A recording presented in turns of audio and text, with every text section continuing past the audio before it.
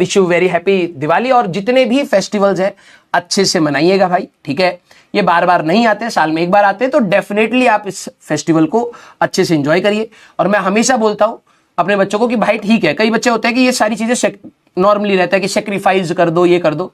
हाँ ठीक है, सेक्रीफाइस कर रहे हैं, हम उस तरीके से नहीं बना रहे हैं जिस तरीके से हम लोग बिल्कुल फ्री होकर के बनाते हैं, ठीक है। But that does not mean कि तुम हम बनाओ ही मत। इसके बाद का जो माहौल आएगा वो थोड़ा सा डिप्रेसिंग होता है बच्चों के लिए। तो एटलीस्ट ये दिवाली आपको एक खुशी भी दे, थोड़ा सा आपका माइंड फ्रेश भी करे। जितने भी फेस्टिवल हैं आप प्लीज बनाइए, मैं तो ये कहूंगा।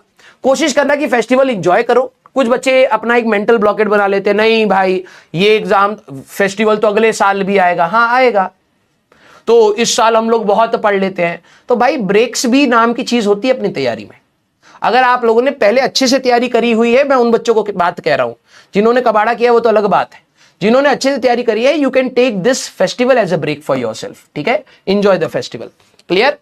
लिमिटेड टाइम आप इंजॉय कर सकते हैं। आपने नॉर्मली अगर आप जब छुट्टियां रहती तो आप 5-6 घंटा पूरे दिन भर दिवाली बना रहे हैं, ठीक है, इस बार 3-4 घंटा बना लेना। शाम को आप अपना पहले से ही प्लान रखना कि यार शाम को सब लोग बैठेंगे, मैं भी बैठूंगा, आराम से मूवी वूवी देखेंगे, खाना वाना खाएंगे।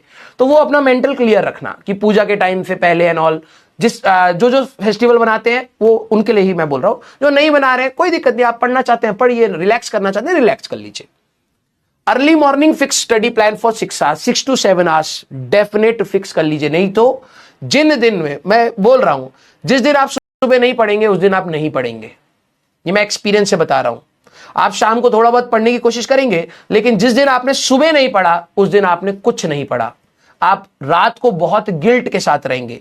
तो नेक्स्ट जब आपका सैटरडे से आपके प्लान आए, भले आपको लेक्चर देखना है, बैकलॉग करना है, पीवाईक्यूज करना है, जो भी करना है वो आप सुबह डेफिनेटली खत्म करिए। अगर आप 6 से 7 घंटा सुबह कर लेते हैं तो बिलीव मी, दोपहर में अगर कोई आ भी जाता है, आपके रिलेटिव्स आ जाते हैं, आपके दोस्त आ जाते हैं, आपको मार्केट भेजा जाता है या कोई गपशप हो रही है, आप उसमें एंगेज हो गए, आपके अंदर एक ना खुशी रहेगी कि यार मैं सुबह पढ़ चुका हूं। नहीं तो आप वो फेस्टिवल इंजॉय भी कर रहे होंगे और नहीं भी कर रहे होंगे, तो वो कोई सेंस नहीं बनाता है। तो मैं कहता हूं सुबह उठ करके आप अर्ली मॉर्निंग, मैं तो कहता हूं कोई 4 बजे उठ पाए 4 बजे उठ जाओ, एक रेस्पॉन्सिबिलिटी के साथ उठो सुबह और कोशिश करो कि अपना काम सुबह मेजॉरिटी खत्म कर लो। एटलीस्ट फिर आप कोई भी आपको काम दिया जाएगा ना, बिलीव में आप खुशी खुशी कर भी लोगे उसको। आप फेस्टिवल भी इंजॉय कर लोगे विदाउट एनी गिल्ट। ना फेस्टिवल बच्चे बना करके आ पाते हैं, ना होमवर्क करके आ पाते हैं, गिल्ट के साथ वापस आते हैं। तो एटलीस्ट दोनों चीजों को मैनेज करना। इवनिंग में आप लोग रिवीजन कर सकते हैं। मेरा ये मानना है कि क्योंकि शाम में आपके फ्रेंड्स होंगे, फैमिलीज होंगी, फंक्शंस होंगे, है ना। तो आप शाम को अगर आपके पास टाइम है, जैसे आप लोग शाम के 2-3 घंटा अगर पढ़ने के लिए निकाल रहे हैं, तो उसमें कोई हैवी चीज मत करना जिसमें फुल कंसंट्रेशन चाहिए। आप इनऑर्गेनिक रिवाइज कर सकते हैं, आप ऑर्गेनिक रिवाइज कर सकते हैं, पीवाईक्यूज ऑफ दीज सब्जेक्ट्स आप सॉल्व कर सकते हैं, ठीक है। कैटलिस्ट से आप अपनी फिजिक्स की थ्योरी निपटा सकते हैं क्योंकि बोर्ड्स आने वाले, तो इसी में बहाने आप अपनी कैटलिस्ट को पकड़ रखा है, आपने रिवाइज कर, अपने डेरिवेशन रिवाइज कर लिए, अपने डायग्राम्स देख लिए, अपनी कैलकुलेशंस देख ली, वो आप लोड फ्री वाला काम आप शाम को करिए। तो उसमें क्या क्या चीजें आपकी इनऑर्गेनिक हो सकती है, ऑर्गेनिक के आप अपनी रिएक्शंस, रिएजेंट्स, मैकेनिज्म्स, ये सारी चीजें रिवाइज कर सकते हैं। आप कैटलिस्ट से फिजिक्स की थ्योरी वाले पार्ट को रिवाइज कर सकते हैं। कलम तो चलानी पड़ेगी, वो सुबह चलाना। Minimum of 8 hours study time आपको अटेन करना ही करना है। 6 घंटा सुबह कर लो, शाम को 2-2.5 घंटा कर लो, मिनिमम 8 घंटा कंप्लीट करना, अदरवाइज गिल्ट के साथ वापस आओगे, बिलीव मी। नो बल्कि plans to overburden yourself. ज्यादा बल्कि प्लान, कुछ बच्चे सोचते हैं 10 दिन का टाइम है, मैं इतनी सारी तैयारी नहीं कर पाओगे। कम से कम छोटा टारगेट बनाओ, पहले ही छोटा टारगेट बनाओ कि यार इतना करना है बस, ठीक है। कई बच्चों के लिए होगा सर मुझे बोर्ड्स के लिए तैयारी करनी है, तो बोर्ड्स के लिए कर लो। सर मुझे जेईई मेंस की तैयारी करनी है, जेईई मेंस की कर लो। सर मुझे बैकलॉग करना है, बैकलॉग कर लो। सर मुझे प्रैक्टिस करनी है, प्रैक्टिस कर लो। ज्यादा बल्कि प्लान्स मत बनाना। अगर आप सोच रहे थे मैं 4 चैप्टर करूंगा, 2 करो, पहले ही 2 कर लो, स्पीड के साथ करो। अगर समय बचे तो बढ़ा लेना, लेकिन पहले ही बल्कि प्लान मत बना लेना कि पहले दिन फॉलो नहीं हुआ, दूसरे दिन फॉलो नहीं हुआ, फिर पूरा कबाड़ा करके बैठे हो और डिप्रेशन में आ रखे हो, गिल्ट में आ रखे हो और कुछ नहीं कर रहे हो। छोटा प्लान बनाओ, जो भी आप सोच करके बैठो उसको आधा कर दो आज, कि भाई मैंने तो सोचा था ये, सर ने बोला इसका आधा करना है, तो उसको खड़ाक से आधा कर दो। और मेंटेन करना है कि भाई 10 दिन में मेरे को ये सोचा था, सर ने कहा आधा करो। और स्पीड मेंटेन करना। अगर समय बचता है, आखिरी के 1-2 दिन बच जाते हैं, तो डेफिनेटली उसको और एक्सीड करिए। लेकिन पहले बल्कि प्लान मत बनाइए, छोटे छोटे प्लान्स बनाइए, मल्टीपल प्लान्स बना लीजिए कि ये करना है, ये करना है, ये करना है, बल्कि प्लान्स नहीं तो कुछ नहीं कर पाओगे, बिलीव मी। बोर्ड्स के लिए आप जो बच्चे तैयार करना चाहते हैं, मैं आपको बोलूंगा शाम का टाइम ये मस्ट कर लीजिए। आप फैमिली टीवी देख रही है, लोग बैठे हैं, आप बैठ करके अपना रिवाइज कर रहे हो। हाँ, मैं कह रहा हूं this is not a good way of life, but ठीक है, हमारे लिए टाइम भी इंपॉर्टेंट है और ये फंक्शन भी हमारे लिए इक्वली इंपॉर्टेंट। मैं तो हमेशा अपने बच्चों को कहता हूं अपने फेस्टिवल्स को मिस मत करिए। आप कोई भी फेस्टिवल बनाते हैं, हाँ, आप टाइम मैनेज करके उस फेस्टिवल को जरूर इंजॉय करिए। कई बार बोला जाता है कि नहीं आप सेक्रीफाइस कर दिया। अरे भैया क्या कर रहे हो, मतलब पहली लाइफ इतनी मतलब है स्ट्रेसफुल, उसमें और स्ट्रेस डाल रहे हो। पागल नहीं बनना है सिलेक्शन के लिए, हमें समझदारी के साथ सिलेक्शन लेना है, ठीक है। ये चीजें जो हमारे सोसाइटी में है, बिलीव मी, मैंने आपको पहले भी बोला है, आई एम तो सो ग्रेटफुल कि हमारे फेस्टिवल्स हैं। दूसरी कंट्रीज में फेस्टिवल्स नहीं होते, आप कनेक्ट नहीं कर पाते, आपको ये एनर्जी देता है पॉजिटिव, मेरे को तो देता है, पता नहीं दूसरों का नहीं पता, ठीक है। तो फेस्टिवल्स में आप डेफिनेटली लोगों से मिलिए, आपको अच्छा लगेगा, आप हंसेंगे, थोड़ा सा स्ट्रेस रिलीव होगा। नहीं तो वापस जब आप आएंगे ना तो आप बहुत नेगेटिव एनर्जी के साथ आएंगे, ठीक है। तो अब ये करना है कि फेस्टिवल एंजॉय करना है, विद रिस्पॉन्सिबिलिटी एंजॉय करना है। 12वीं क्लास के बच्चे, ड्रॉपर्स के बच्चे, फेस्टिवल सिर्फ अगर एंजॉय करोगे तो खत्म हो जाओगे, सिर्फ पढ़ते रह जाओगे तो भी खत्म हो जाओगे, बिलीव मी, बहुत जल्दी एनर्जी डाउन होगी। मैंने आपको कहा है कि ज्यादा दिन तक आप स्ट्रेस नहीं ले पाओगे, तो ये चीजें आपकी एनर्जी वापस देती है। आप जब अपने फैमिली वालों से हंसोगे, मिलोगे, तो this will give you positive energy and utilize this energy for your studies. जब आप एक बार हंसी मजाक हो गया, फेस्टिवल हो गया, तो अब आप ये सोचना यार सर ने ये भी बोला था ना यार पढ़ लेना चाहिए, नहीं तो गिल्ट होगा बाद में, छुट्टी के बाद मुझे गिल्ट के साथ नहीं जाना है। तो फिर रेस्पॉन्सिबिलिटी सबको छोड़ करके यार 2 घंटा मैं ना अभी अपना ब्रेक ले रहा हूं, पढ़ाई कर रहा हूं, फिर मैं आता हूं। 2 घंटे में इजी चीज, शाम को आपको इजी चीज करनी है। और मेरी बात मान लीजिए, फिजिक्स आपको तंग करेगा थ्योरी के साथ बोर्ड्स के लिए, this is the right time.